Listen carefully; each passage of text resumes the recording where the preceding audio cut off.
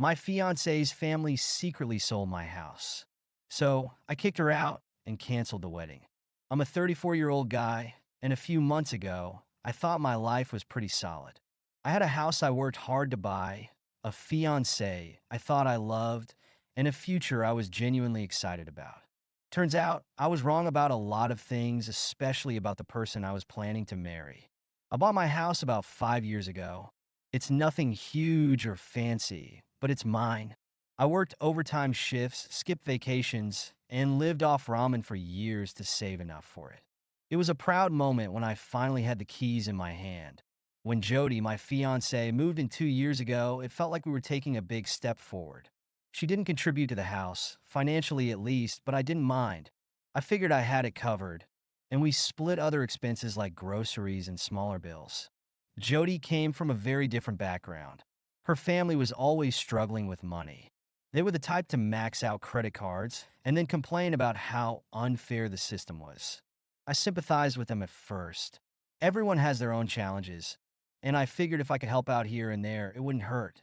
But over time, little comments started adding up. Her mom once joked about how lucky Jody was to have landed someone with a house. Her dad hinted about how great it would be to retire without a mortgage. Stuff like that. I brushed it off as harmless chatter. But looking back, I should have seen where this was going. A couple of months before everything blew up, Jody started acting weird. She was on her phone a lot, whispering during calls, and snapping at me over the smallest things. I figured it was stress from wedding planning. We were supposed to get married next summer, and I know that could be overwhelming.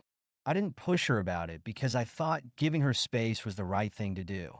Then one day, I got this weird packet in the mail. It was from a real estate agency, and it had all these details about the sale of my house. At first, I thought it was some kind of scam, but then I noticed the photos. It was definitely my house, down to the furniture in the living room. There was even a proposed closing date. I didn't understand what the hell was going on, so I asked Jody about it that night. When I brought it up, her face went pale. She stammered something about exploring options for us to move into a bigger house after the wedding.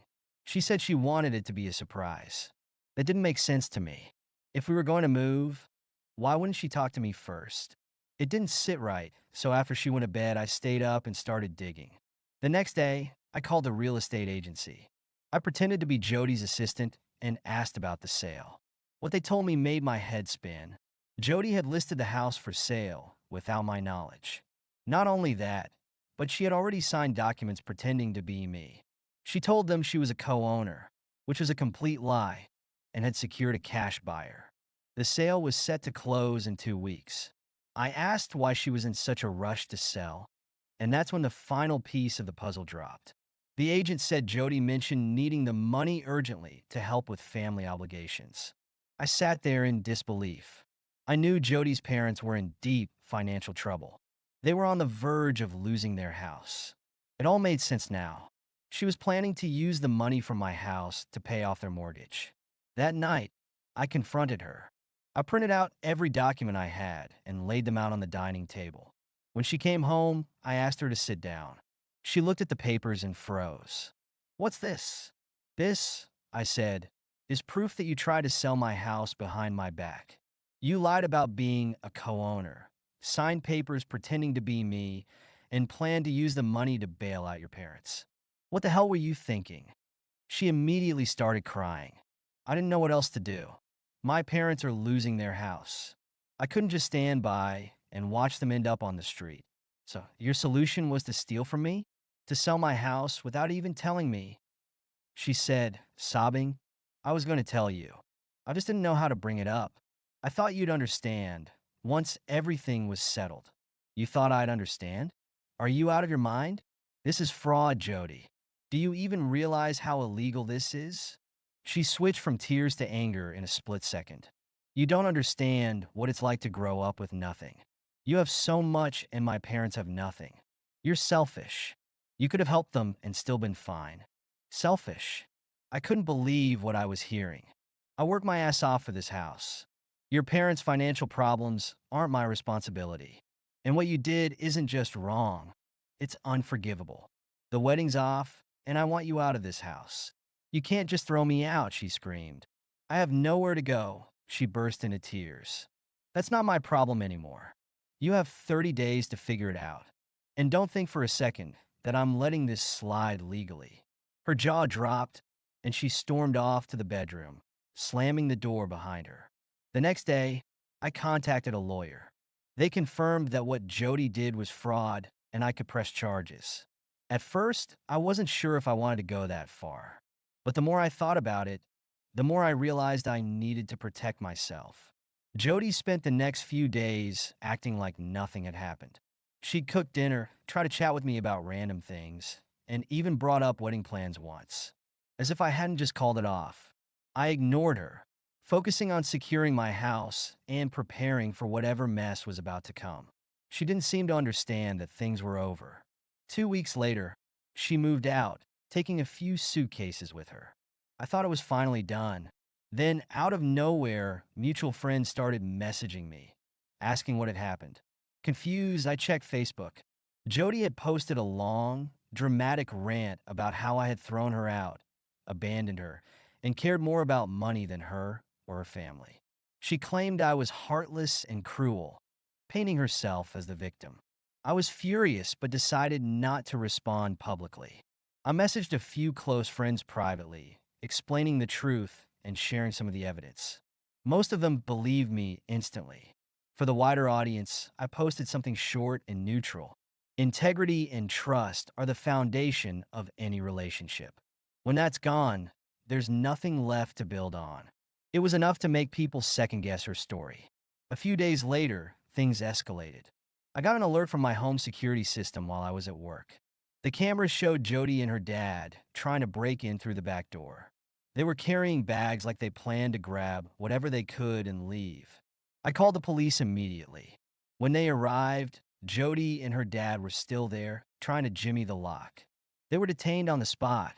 I pressed charges for trespassing, making it clear that I wasn't going to let this slide.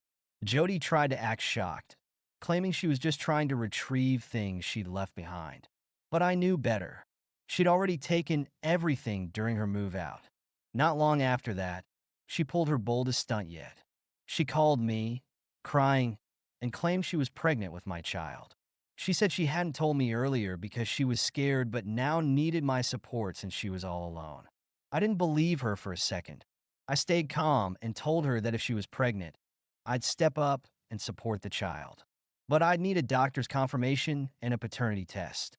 She started stammering, saying she wasn't ready to prove anything yet and that I needed to take her word for it. I told her I wasn't going to play games and hung up. That was the last I heard about her so-called pregnancy. The final blow came a few weeks later. I got a letter from a lawyer representing Jody and her parents. They accused me of causing emotional distress by breaking off the engagement and evicting her. They even claimed I owed Jody compensation for the years she lived in my house, arguing that she contributed to my life. The letter also demanded financial help for her parents, claiming that I'd benefited from their daughter's presence and should repay them for the relationship. I handed the letter to my lawyer, who wrote an airtight response. We laid out everything Jody had done, from the fraudulent sale attempt to the break-in, and made it clear that if they pursued legal action, I'd countersue for damages, legal fees, and defamation. That was the last I heard from them or their lawyer. It's been a few months now, and life is finally settling back to normal. My house feels like mine again, and I've upgraded my security system just in case. I've also reconnected with friends and hobbies I'd let slide during my relationship with Jody. It feels good to have my space and independence back. Looking back, I can't believe how blind I was to all the red flags. Jody and her family didn't see me as a person.